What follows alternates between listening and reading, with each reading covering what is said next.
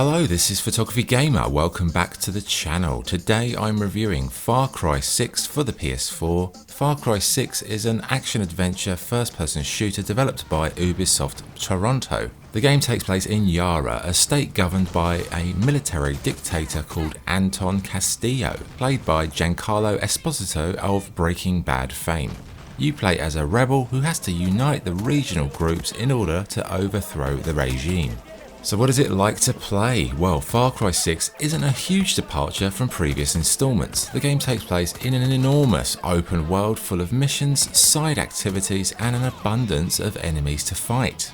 You have a wide array of firearms to find and customize, and there's also a Supremo, which acts like a powered up special weapon that can do massive damage.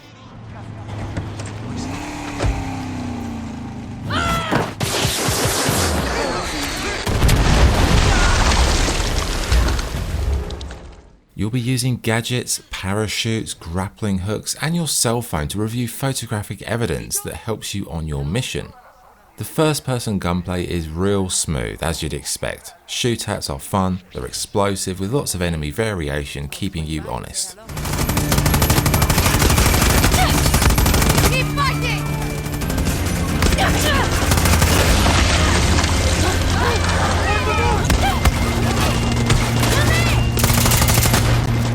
The AI, it's okay. Enemy variety, that ensures that you have to be adaptable with armor-piercing bullets and regular ones that you can switch between. The general gameplay loop involves you going to a mission icon, talk to someone, travel miles across the map to the mission point, take down some enemies, do some more traveling, and then the mission's pretty much done. Now, this isn't so bad for the first few times, but once you've done this 20 plus missions in a row, involving these really long treks, essentially across an empty map, it can get quite tiresome.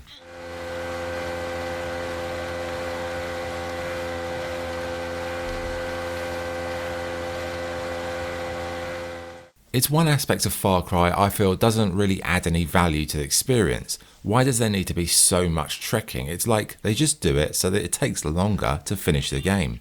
In between these missions you can visit hub bases where you can craft items, trade and find new quests.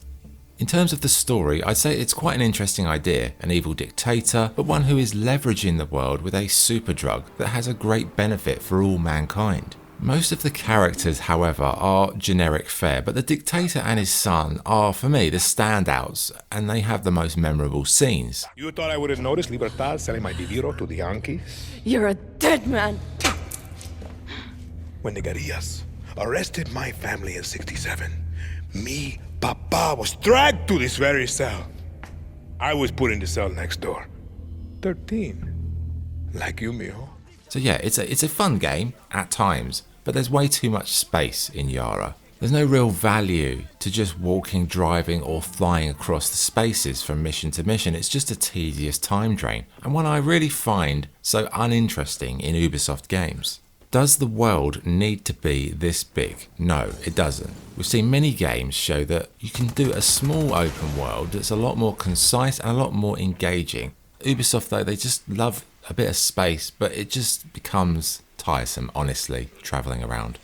Visually, Yara is a beautiful created landscape with a real flavour of a kind of a Cuba-esque country running through it, from gorgeous beaches to these kind of quaint old towns and cities. They definitely know how to create an open world, but as I said, sometimes less is more. The sound work is very good throughout, from the scoring, which is well suited. Some of the voice acting I thought was very good, superb indeed, but other parts, cringe fest. The radio that you get in the car is okay, but you've only got really two options, so if you're not into Latin music, you're not going to have a great time here, to be honest. Run back and tell Paulo he has my permission to leave. Vaya con Dios. Okay, good and bad points. The good points are the game has a lot of content to play through, the story is quite interesting, as are the dictator and his relationship with his son. The first person combat is very smooth and it's a lot of fun at times. Bad points are that the game world is far too big, which results in overly long travel sequences. A lot of the supporting cast are, quite frankly, appalling, not just in terms of their performance, but what they stand for. The amount of missions you have to tick off to get to the region's, support level really is just way over the top, and it's quite a repetitive game once you've done about 10 to 15 hours. It's the same old, same old. So what's the verdict? Far Cry 6 is another large open world full of busy work, missions you'll quickly forget, and characters who you'd like to push off a cliff. But despite its flaws, I did enjoy it for the most part.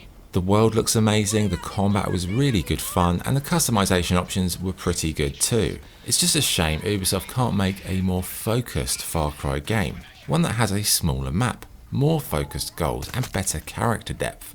Because for all the good work Far Cry 6 does, the mind-numbing travel monotony takes the shine off almost every aspect of the game.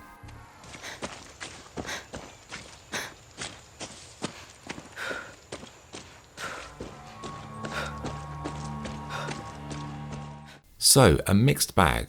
Fun but shallow, large but tedious, good story but the supporting cast are laughable at times.